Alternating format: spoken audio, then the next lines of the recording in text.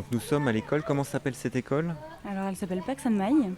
Il y a une partie qui est primaire, une partie de collège et il y a plusieurs classes de chaque niveau dans l'école qui est très grande. Ça va, il est bon? Trong có 10 bố. Ouais. 10. Oh. Phải nên nhiều lớp. Non được. Rồi mà nằm được tên Cà Ma năm. มีภาษาใดมีห้องเรียนแนวใด Bên Phu. จ้า Ok, ici. Alice, nous sommes attablés avec... vous discutez avec une petite fille. Exactement. Qu'est-ce que nous sommes en train de faire? Alors là, j'étais avec Tavan et donc je lui ai posé des questions sur un peu son quotidien, savoir où est-ce qu'elle vivait, si elle aimait bien l'école à Pax and Maille, quelle matière elle aimait bien, voilà, si elle avait des frères et sœurs et tout ça, pour essayer de mieux la connaître et pour raconter son histoire à son parrain et à sa marraine en France. Je vais écrire la lettre et eux en France, ils vont recevoir des nouvelles de la petite fille à qui ils donnent chaque mois un petit peu d'argent pour lui permettre d'aller à l'école, de payer ses uniformes, de payer ses cahiers, ses stylos.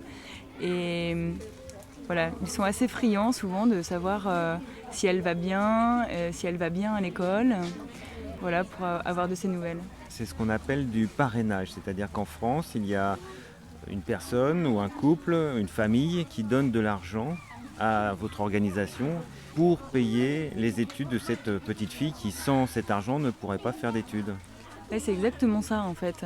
Elle appartient donc à une famille qui n'est pas très riche et qui habite Paksan.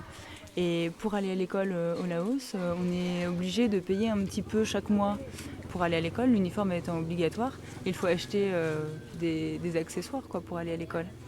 Et du coup, sans cet argent, les parents auraient du mal à lui fournir l'argent nécessaire à venir à l'école.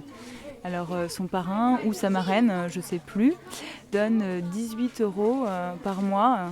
Donc 18 € arrivent directement ici au Laos, dans la poche du professeur de cet enfant.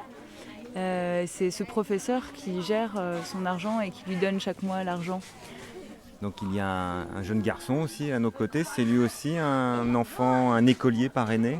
Exactement, il est aussi en dernière année de primaire dans cette école et je vais essayer d'en connaître un peu plus sur lui. Il s'appelle comment? Il s'appelle Vignalat.